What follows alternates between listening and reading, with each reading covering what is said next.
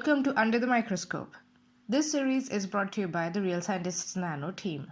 Our goal is to provide a platform where scientists can communicate their work and interact with the public. With that in mind, every week we introduce you to a scientist working in the field of materials and nanoscience, who would be curating the RealSci_Nano Twitter account.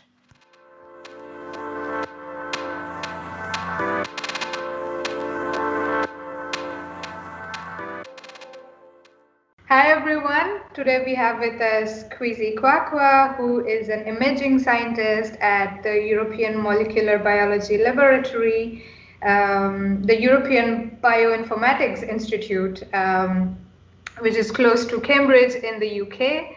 Hi Kwasi, how are you? I'm fine, thanks, Prati. How are you? I'm good. Looking forward to taking a deeper dive into your science and you as a person as well. So let's dive in. Let's start by talking about or understanding your scientific journey so far. So please tell us about your scientific journey so far. Okay, so I was born and raised in Ghana, West Africa. I went to primary school and secondary school there, and then I got into a university in the U.S. from undergrad. So I went to a place called Oberlin, which is a small liberal arts college in Ohio, but has a old and kind of a really good physics department. So went there, did an undergraduate physics degree. Finished the physics degree, took a couple of years off, went back to Ghana and worked there for a while, doing as a general researcher, and then moved to the UK to get a master's in the physics department, but the master's was in bio and nanophotonics, so it was the interaction of light and really, really tiny bits of matter. So yeah, did that for my master's. I spent most of my master's looking at there's a field called plasmonics, which is how light interacts with super tiny pieces of metal. As a material scientist, I'm sure you know quite a bit about that. But in that lab, they were interested in plasmonics as a means for doing biological imaging. So post the master's, I stayed on to do a PhD where I started working on microscopy. So it was building a microscope system to try and image the orientation of fluorescent molecules. So to make that make sense, the way most biological imaging works is you have something you're interested in, you have a dye molecule which, if you hit with a laser, will fluoresce, will give off light, and you have a fancy bit of chemistry that you use to connect the two things to each other. Once they are connected, sometimes what you're interested in figuring out is not just where the thing is, but in what direction it's pointing. And you should be able to get that information by looking at the direction in which the molecule is pointing. And so there are several techniques that people have come up with over the years for trying to look at a molecule and see how the direction is facing. I spent my PhD building a microscope and then using it to image those kinds of molecules. Post the PhD, I then went on to my first postdoc, which was building a microscope for single molecule super resolution imaging. It's a technique for trying to image things at smaller than the diffraction limit of light. So if you're looking at a spot of light with a bit of optics, there's a minimum size which you can get to with your object, and if it gets any smaller than that, all you're going to see with your optics is a spot of light that is roughly about that size. And there are a bunch of physics/computer tricks that now exist for somehow sneaking around what should be the physical limitations of imaging. I spent a couple of years building systems and using them to image biological samples, trying to get below the diffraction limit. I moved to another lab where I was doing similar kinds of work, but for another couple of years, but I'm now working as an imaging scientist, so a staff scientist in a research lab just outside of Cambridge.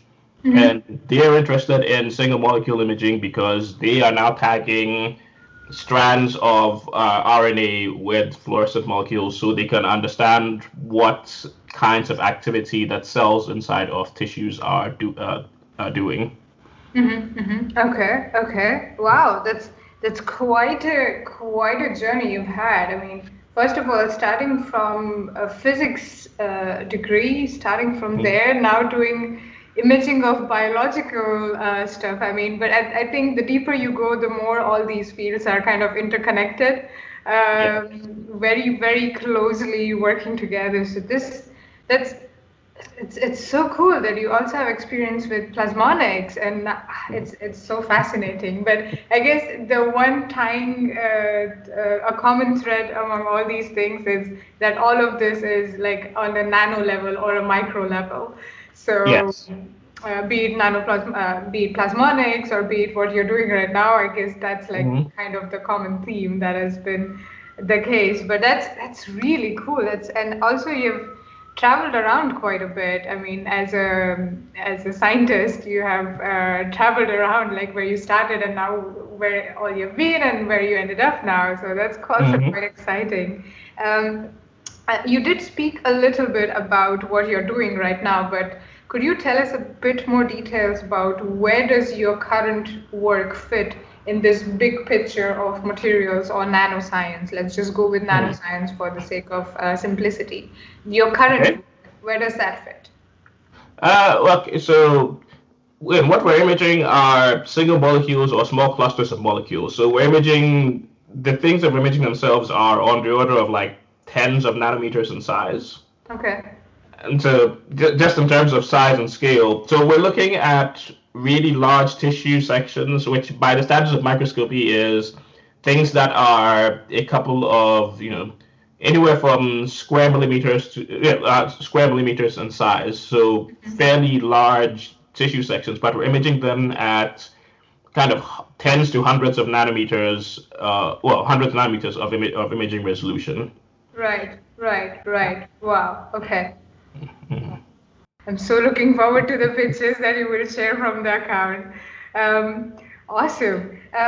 And it does sound to me that you have been in the past and also right now you're involved in a lot of interesting research projects. Yes. Now comes the tough question, which I think is quite tough because it's tough for me. Uh-huh. If you have to pick one research project that you're most proud of, or the most fun or quirky one? I know it's difficult, but if you have to pick one, could you do that and tell us about it in super simple words again in the section we call In Other Words? Okay. Now, you realize this is sort of like asking someone to pick their favorite child. This is a I very know. difficult question. Sorry. But that's okay. If I had to pick one, um, so in my first postdoc, what we were interested in doing was get this single molecule imaging, but we were interested in trying to build kind of relatively cheaper ways to do it because all of these techniques use equipment that costs a lot of money. True.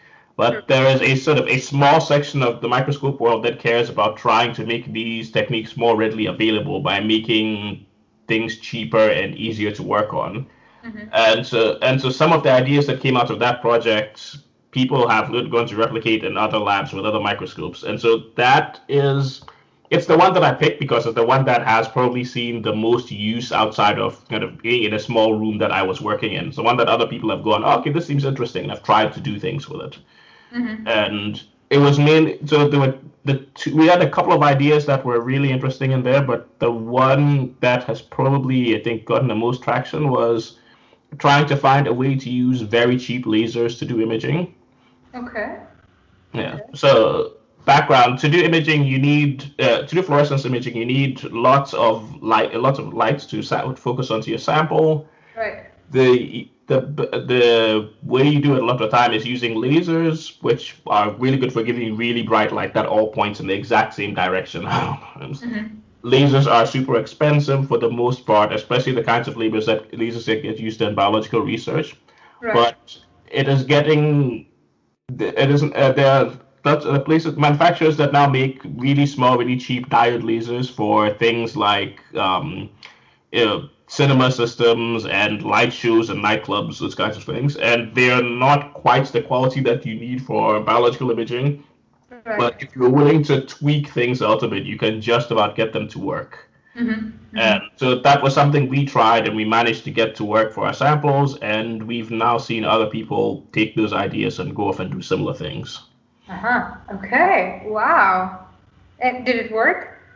Yeah, it It worked. worked, yeah. Yeah. Ah, that's that's really cool. Well, I can understand why you picked this as the project that you're proud of, because now you're an imaging scientist and you managed to come up with or create setups with cheaper lasers to do Hmm. beautiful images. I guess I think that's important. Um, and it's really good for the field, it's good for the scientists as well, it's just good for everyone.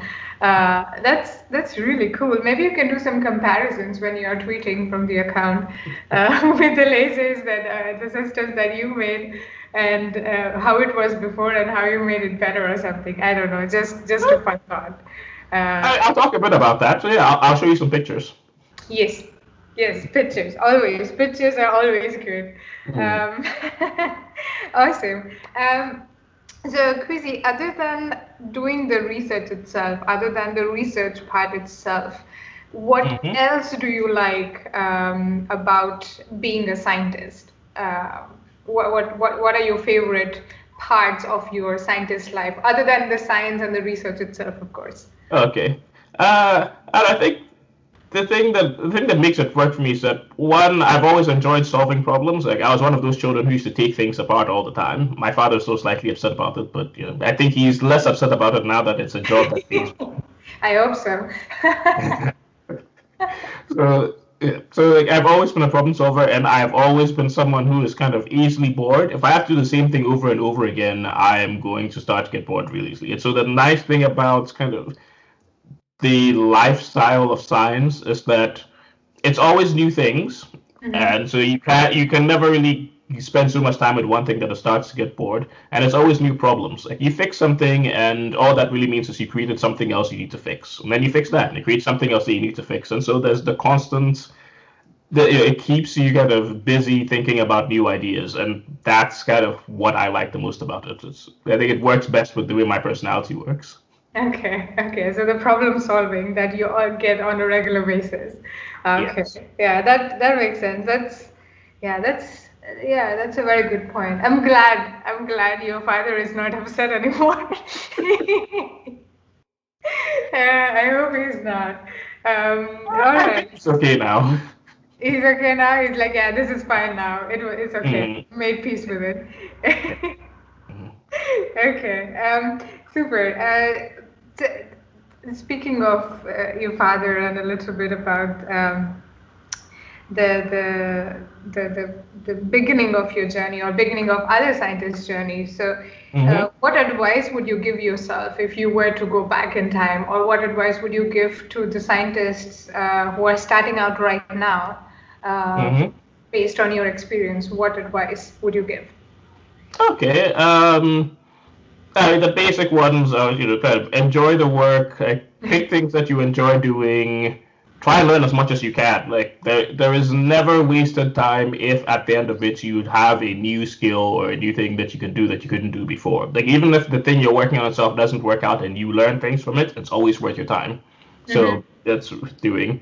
Um, work for people who are nice to their work for with people who are nice to the people around them. Like I've been lucky in that I've pretty much never had a bad boss, and that's very unusual for science. Like, It is. and it's yes, and it's mostly luck. Like, it's not. I didn't go out of my way. It just so happened that I worked for good people, and then I went on to work for other good people. Mm-hmm. I've just kind of lucked into it, but I've seen the difference between how that has affected me and how it's affected people I know who've gone on to work for people who they didn't like. Mm-hmm. Mm-hmm. And so, if you have a choice, even if you have a choice between interesting project with terrible person and slightly less interesting project with good person, slightly less interesting project with good person always, you will be happier with yourself when your time is up. I think that's a very good advice. It's Mm. very important. Very important. Okay. Okay. Anything more you would like to give advice, like some more advice from your experience? Yeah, and also like if you want to work in science, be strategic about how you think about your career. Mm-hmm. I've been lucky in that I'm bad at being strategic about how I think about my career. I've kind of lucked into I've done one thing and it's kind of led me to fall into something else that I like, and it's led me to fall into something else that I like. I've never really sat down and planned my way through. In hindsight, I wish I had done more sitting down and planning my way through. Right. I, And so the thing I always thought was, especially if they want to stay in science, think about your options. Have a plan. You do the stuff that people tell you to do. Go out and network. Figure out what you want your end result to look like and aim for it. You can kind of fall into it by luck, and I sort of have, but I realized that the odds of my ending up where I am like really, really low. I've been very lucky, and so I advise people to not try and live on luck. Yeah, I think that's very good. So, just to summarize, enjoy your work, learn as much as you can, make sure you work with good people, and be strategic if you want to stay inside. Try to be strategic. Let's put Try. it. Don't depend on luck. That's the fifth one. Don't just depend on luck. Just go. Let's go there. Let's do it like that. Yeah, amazing advices that you're giving. I hope it helps the listeners as well. Let's speak a little bit about your research experience, and I mean, you also mentioned that it has been wonderful, especially working with good people. However, if you had 3 wishes to improve your research experience, what would you ask for? And I'm not promising anything here, sorry. Yeah, that is fine.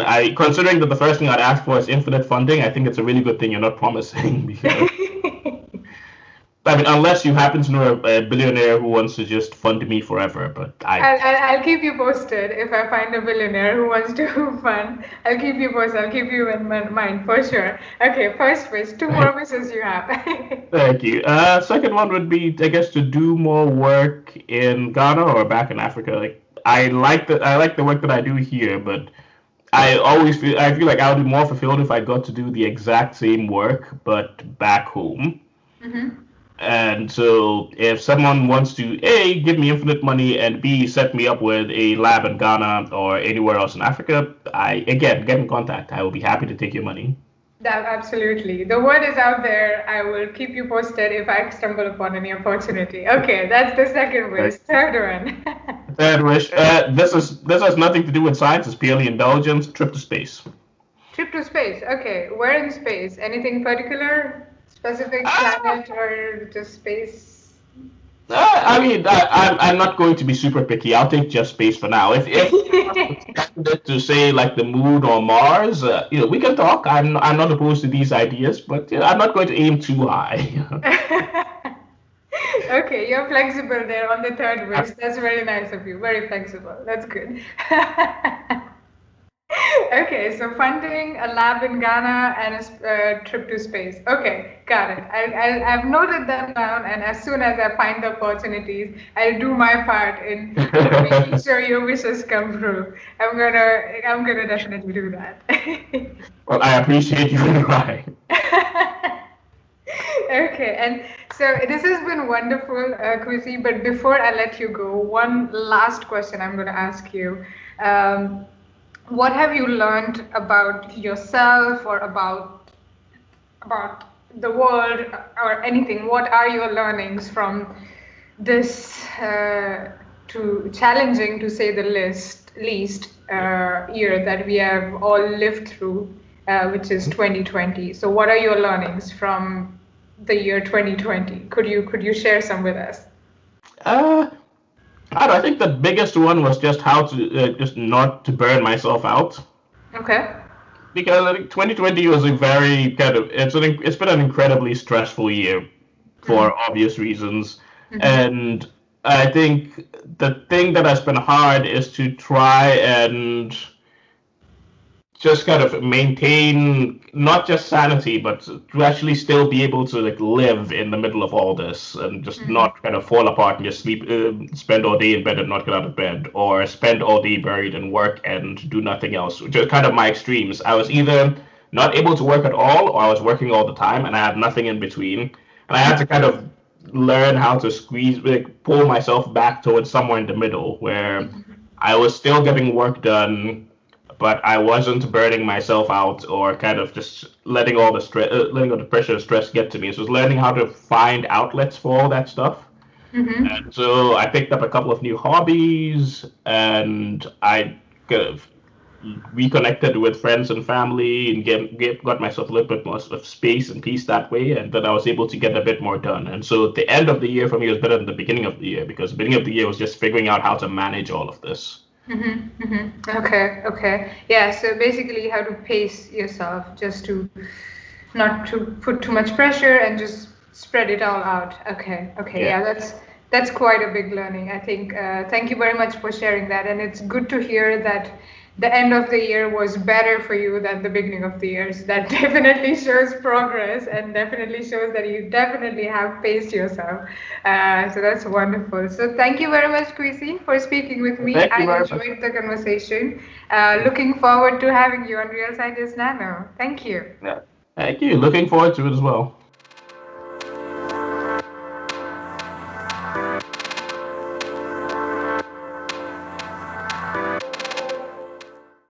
Thank you for listening. To know more about us, please visit our website realscientistsnano.org and follow us on Twitter at realsci_nano.